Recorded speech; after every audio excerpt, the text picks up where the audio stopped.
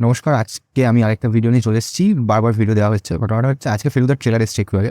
আপনার ফেলুদার চরিত্রে এই গল্পটাতে গ্যাংটকের গন্ডগোল গল্পটা নিয়ে তৈরি করা হচ্ছে। এতে আমরা দেখতে পাবো যে ফেলুদার চরিত্রে পরমব্রত চট্টোপাধ্যায়, তপসের চরিত্রে আমরা শান্তিলতা চট্টোপাধ্যায়ের ছেলে ঋতুপর্ণ চট্টোপাধ্যায়কে, আর হর্ষধর ঘোষের চরিত্রে আমরা দেখবো ঋত্বিক চক্রবর্তীকে, আর নিশিকান্ত সরকারের চরিত্রে আমরা দেখবো আমাদের রুদ্রনীল ঘোষকে।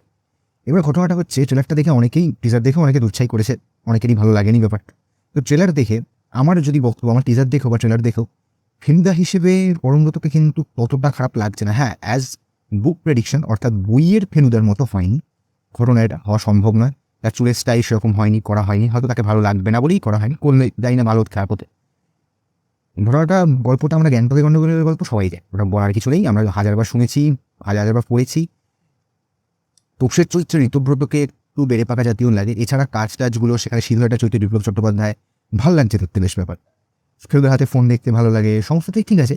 একটা জায়গায় না আমার খুব চোখে লেগেছে, ট্রেলারের মধ্যে তপসের একটা এক্সপ্রেশন আছে যেটা ঋতব্রত দিয়েছে। ওই জায়গাটা কি খারাপ, মানে ওটা ভাবা যাচ্ছে না, ওটা এত খারাপ লাগছে দেখতে। এছাড়া কিছু জায়গায় ফেলুদার ডায়লগগুলো বলা, তারপর ফেলুদার হিসেব করা, তারপর মারামারি করা, বিশেষ করে এখানে পুলিশের একটা আলাদা ঢোকানো হয়েছে। সুভাষিনী মৈত্রর যে ক্যারেক্টার তো ছিল না।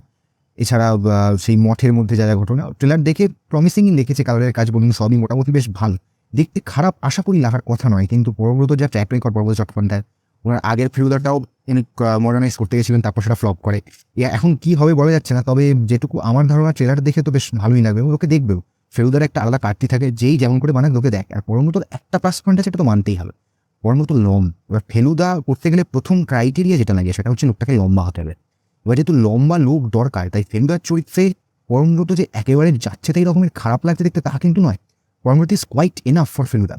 কিন্তু কিছু কিছু ক্ষেত্রে, বিশেষ করে ওর জলাইনটা, বিশেষ করে ওর কথা বলা, পরমব্রত অনেক চেষ্টা করেছে। পরমব্রত চট্টোপাধ্যায় উনি ব্যোমকেশ করেছিলেন, চলেনি। উনি ফেলুদা করেছেন, চলেনি। এবার উনি আবার ফেলুদা করছেন অরিন্দম শীলের ডাইরেকশনে। শ্যুট ভালো হয়েছে, ক্যামেরার কাজ ভালো, দেখতে ভালো লাগছে জিনিসগুলো। অ্যাক্সিডেন্টের সিন বলুন থেকে শুরু করে কয়েকটা জায়গা কোল্ড ড্রিঙ্কস খাওয়া, তারপরে সেই ওয়ান্স চান্স ইন মিলিয়ন বলা শশধর বসে, তারপরে সেই ডক্টর বৈদ্য সিনগুলো দেখে বেশ ভালো লাগছে। এখন দেখা যাক এটা সিরিজ আসুক, তারপরে সেটাকে বসে বসে যখন আমরা দেখবো মে মাসে, তখন আমরা জানতে পারবো যেটা কেমন হয়েছে। তবে যতদূর মনে হয় যে একেবারে ফেলে দেওয়ার মতো ওয়েব সিরিজ হবে না, মোটামুটি পাতে দেওয়া যাবে। আর যেহেতু ফেলুদাকে মডার্নাইজ করেছে, ফেলুদাকে অনেকটা হিউম্যানও লাগছে, খারাপ লাগছে না। তবে সেটা মানায়নি, এটা কিন্তু সত্যি কথা। তার কারণ ঋতব্রতর মুখে একটা ম্যাচিওরনেস আছে, একটা সেই বাংলায় বলতে গেলে অকাল পক্কতা যাকে বলে, সে অকাল নয়, মানে ওর যে চরিত্রটা সেটার জন্য ওইটা একটু ওরকমই লাগছে দেখতে। গাল ডাল একেবারে স্মুথ, সেটার জায়গায় হালকা হালকা দাঁড়িয়ে আছে, যেমন সত্যজিৎ রায় দেখিয়েছিলেন। ওবার সত্যজিৎ রায় জয়বার প্রেম বা সোনার কেন্নায় সত্যজিৎ রায় যেমন করে দেখিয়েছিলেন, সেরকম যদি বানাতে পারে একটা ইয়াং ছেলে, একটু কম বয়সী, সেক্ষেত্রে আমাদের সৃজিত মুখার্জি, সৃজিতদের উপর একটা খারাপ কাজ করেনি, তার তোপসা একটা তোপসের মতোই লাগে।